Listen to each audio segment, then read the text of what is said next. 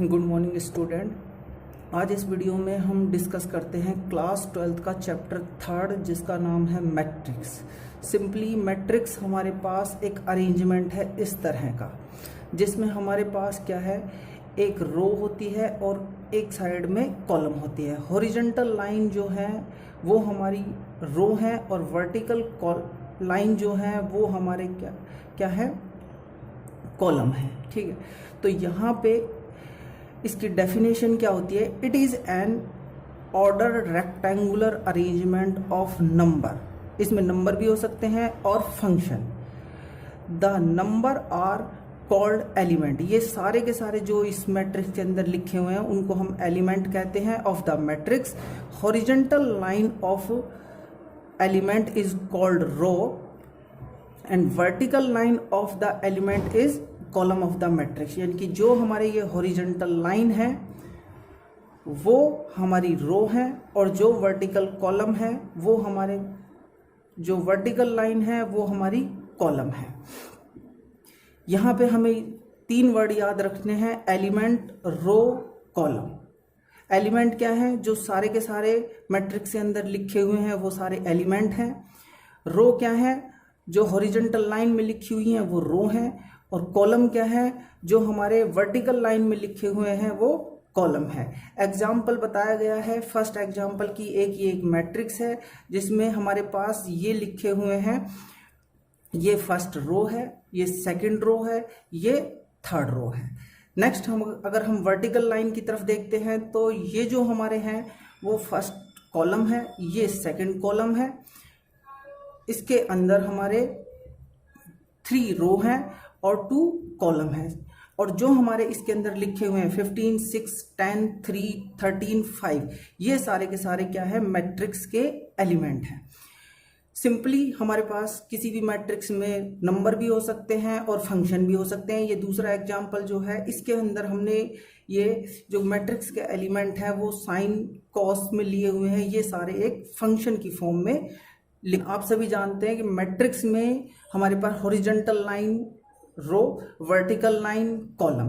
तो इसको लिखने का एक ये स्टैंडर्ड वे है जिसके अंदर ये फर्स्ट रो है, ये सेकंड रो है। अगर हम वर्टिकल लाइन की तरफ से देखते हैं तो ये फर्स्ट कॉलम, ये सेकंड कॉलम। और इसी तरह से हमारे पास एक टर्म होती है AIJ। अगर हम बात करते हैं यहाँ पे A23 की, A23 here, A23 is the element of second row and third column। यहाँ पे अगर हमें याद रखना है AIJ is the element laying in the ith row and jth column। आपको याद रखना है I जो है यहाँ पे वो रो को रिप्रेजेंट कर रहा है और जे जो है वो किसको रिप्रेजेंट कर रहा है, कॉलम को रिप्रेजेंट कर रहा है। सिंपल आपसे पूछा जाए कि हमारे पास एक मैट्रिक्स गिवन है और उसके अंदर A11, A23, A33 और A31 एलिमेंट अगर हमें फाइंड करना है तो वो कौन से होंगे इस मैट्रिक्स में? तो हमारे पास पहला जो है A11 एलिमेंट है, यानी कि फर्स्ट रो का और फर्स्ट कॉलम का जो एलिमेंट है वो ये हुआ 2, फर्स्ट रो और फर्स्ट कॉलम। A23 का मतलब क्या है, सेकंड रो और थर्ड कॉलम हमें पता होना चाहिए। तो कौन सा? सेकंड रो ये है और सेकंड रो और कौन सा, थर्ड कॉलम हमारे पास क्या हुआ, ये थर्ड कॉलम। तो ये आंसर आएगा यहाँ पे 2। सेम ऐसे ही है A33 का मतलब क्या है, A33 का मतलब है हमारे पास थर्ड रो और थर्ड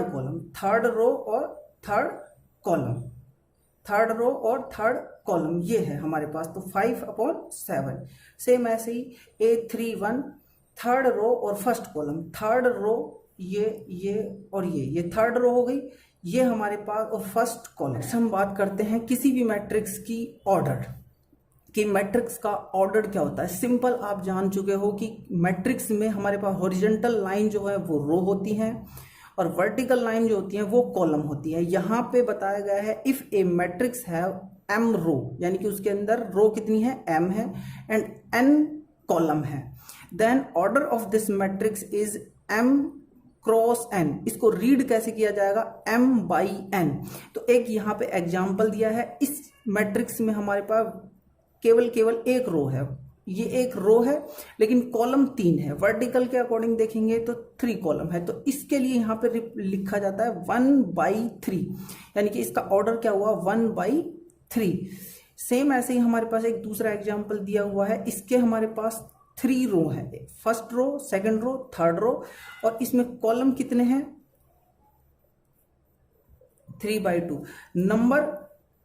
अब बात आती है कि उस कोई एक मैट्रिक्स दे रखा है, अगर उसके आपके रो और कॉलम पता है तो उसमें टोटल एलिमेंट कितने होंगे, number of element, number of total element, number of total element in A matrix mn होंगे, कितने होंगे mn, यानी कि दोनों को मल्टीप्लाई, यहां ऑर्डर में हमें मल्टीप्लाई नहीं करना है, ऑर्डर में हम क्या रीड करेंगे m/n, लेकिन टोटल नंबर ऑफ एलिमेंट अगर किसी मैट्रिक्स में पूछा जाए तो उन्हें हमें मल्टीप्लाई करके आंसर देना है। जैसे हमारे पास ये लिखा हुआ है कि if a matrix have 2 row and 3 column, अगर कोई मैट्रिक्स में कितने रो हैं, 2 रो हैं और 3 कॉलम्स हैं, तो उस मैट्रिक्स में टोटल नंबर ऑफ एलिमेंट कितने होंगे। अगर बात ऑर्डर की जाएगी तो हम क्या कहेंगे 2/3, और अगर हमें टोटल नंबर ऑफ एलिमेंट पूछे जाएंगे तो 2 × 3 यानी कि टोटल हो गए 6। नेक्स्ट सेम एक ऐसा ही क्वेश्चन आता है थोड़ा सा अलग, जिसमें आपसे कहा जा रहा है कि अगर एक मैट्रिक्स है, if a matrix has 8 element, उसमें टोटल एलिमेंट कितने हैं 8 एलिमेंट हैं, and what are the possible order it can have. तो हमें ये बताना है कि इस मैट्रिक्स का ऑर्डर क्या हो सकता है। अब हम जानते हैं कि टोटल नंबर ऑफ एलिमेंट जो होता है रो और कॉलम का मल्टीप्लाई होता है, तो हमारे पास ऑर्डर क्या होगा, ऑर्डर इसका होगा, किसी भी मैट्रिक्स का ऑर्डर होता है m/n और टोटल नंबर ऑफ एलिमेंट होते हैं। ये हमने बता दिया कि हमारे पास जो होंगे वो 8 मल्टीप्लाई के लिए 1 और 8 का मल्टीप्लाई भी 8 होता है, 8 1 का मल्टीप्लाई भी 8 होता है, 4 2 का मल्टीप्लाई भी 8 होता है, और 2 4 का मल्टीप्लाई भी 8 होता है। तो इसके जो पॉसिबल ऑर्डर होंगे, कंफर्म नहीं है कौन से होंगे, लेकिन पॉसिबल जो हो सकते हैं 1/8, 8/1, 4/2 और 2/i हमारे पास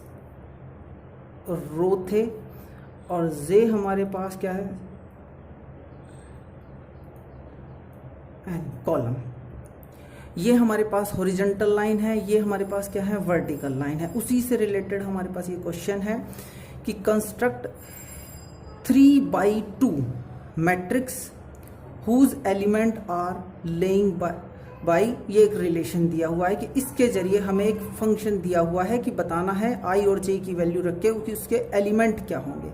आप जानते हो कि आपके पास क्या दिया हुआ है 3/2, यानी कि हमारे पास जो मैट्रिक्स बनेगा वो होगा 3/2 ऑर्डर का होगा, ऑफ गिविंग, जिसके अंदर हमारे पास कितने होंगे 3 रो होंगे और 2 कॉलम्स होंगे। तो जो उसके एलिमेंट होंगे A11, A12, A21, A22, A31 और A32, ये हमारे पास क्या होंगे उसके एलिमेंट होंगे। तो अब हमारे पास जो रिलेशन दिया हुआ बस इसमें आपको याद रखना है, जैसे यहाँ दिया हुआ है modulus, half modulus of i minus 3j। Modulus का मीनिंग क्या होता है, कोई भी अगर हमारे पास नेगेटिव वैल्यू आएगी तो ये है -3 का मोड है, तो हमारे पास हमें आंसर हमेशा पॉजिटिव देना पड़ेगा। तो इसमें बस यही याद रखना है।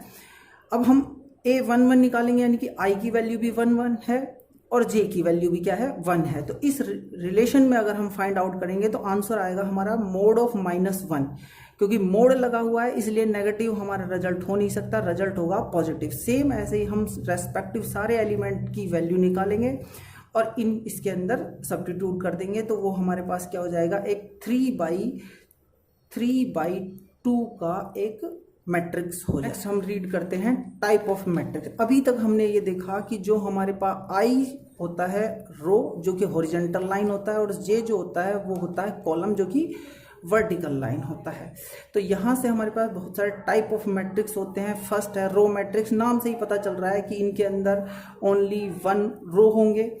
ऑर्डर क्या होगा 1/n का होगा, यानी कि इसके अंदर एक रो है। नेक्स्ट है कॉलम मैट्रिक्स। कॉलम मैट्रिक्स में भी सेम 1 कॉलम होगा, यानी कि इसका ऑर्डर क्या होगा 3/1 का। नेक्स्ट हमारे पास आता है स्क्वायर मैट्रिक्स। स्क्वायर मैट्रिक्स हमारे पास इंपॉर्टेंट है, यही हमारे पास सिलेबस के अकॉर्डिंग है, आपके मैक्सिमम क्वेश्चन यहीं से मिलेंगे। आगे हमारे पास यानी कि जो 12th के सिलेबस में है वो स्क्वायर मैट्रिक्स के बारे में ही है। तो स्क्वायर मैट्रिक्स हमारे पास क्या होता है, जिसका नंबर ऑफ रो और नंबर ऑफ कॉलम क्या हो, इक्वल हो, उसको क्या कहेंगे हम, स्क्वायर मैट्रिक्स। और इसका ऑर्डर्ड हम कई बार m/m और n/n और सिंपल हम लिख सकते हैं ऑर्डर्ड m और n, यानी कि हमें दोनों बताने की, रो और कॉलम बताने की जरूरत नहीं है, एक ही को बता सकते हैं कि सिंपल आप जैसे ये है हमारे पास 2/2 का है, 2/2 का एक मैट्रिक्स है, इसे हम कह सकते हैं कि A एक मैट्रिक्स है जो जिसका ऑर्डर क्या है 2 है। तो हमें अपने आप ही समझना होगा कि यहाँ इसके रो और कॉलम दोनों कितने हैं, 2 हैं। ठीक है, नेक्स्ट है डायगोनल मैट्रिक्स। अब ये डायगोनल मैट्रिक्स हमारे पास है, तो ये जो किसी भी मैट्रिक्स का ये वाला एलिमेंट होते हैं, ये होते हैं डायगोनल वाले। तो इन ये डायगोनल मैट्रिक्स होता है, तो ऐसा एक मैट्रिक्स जिसके हमारे पास डायगोनल एलिमेंट के अलावा सारे एलिमेंट हैं वो क्या हो जाएं, 0 हो जाएं, यानी कि Aij की वैल्यू क्या हो, 0 हो when I is not equal to j।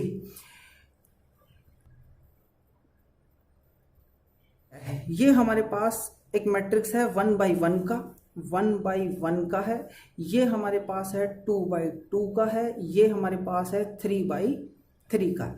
Diagonal element ये इसका डायगोनल है, इसके अलावा सारे एलिमेंट क्या हो, 0 हो। तो जैसे यहाँ पे दिख रहा है हमारे पास इसके केवल डायगोनल एलिमेंट में वैल्यू है, डायगोनल एलिमेंट के अलावा सारे के सारे एलिमेंट क्या है, 0 है।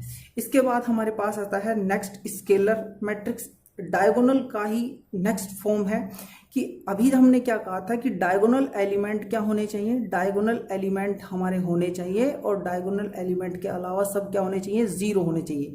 ये क्या कहता है स्केलर मैट्रिक्स कि उसके जो डायगोनल एलिमेंट है सारे के सारे क्या होने चाहिए, सेम होने चाहिए।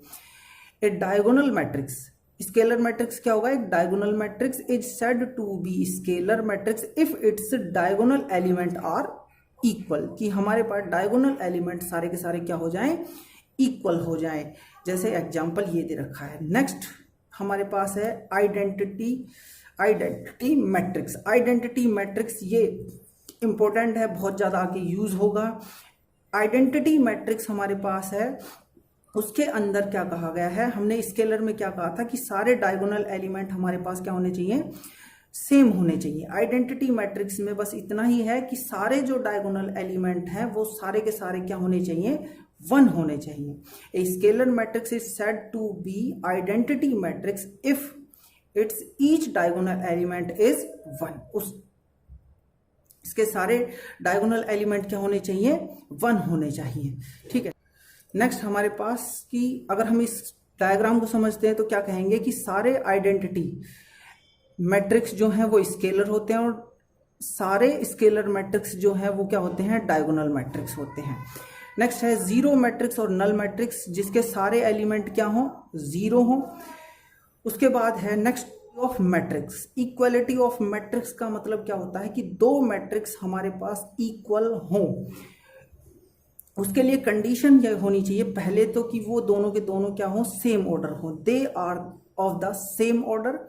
और सेकंड है कि each element of A is equal to the corresponding element of B. यहाँ एक कॉरस्पॉन्डिंग का एक मीनिंग है, कॉरस्पॉन्डिंग का अगर हम पहले का जैसे हमारे पास एक क्वेश्चन लिखा हुआ है, कॉरस्पॉन्डिंग का मतलब होता है कि अगर हमने इसका फर्स्ट रो और फर्स्ट कॉलम का एलिमेंट लिया है तो दूसरी वाली का भी हमें फर्स्ट रो और फर्स्ट कॉलम का ही एलिमेंट लेना होगा।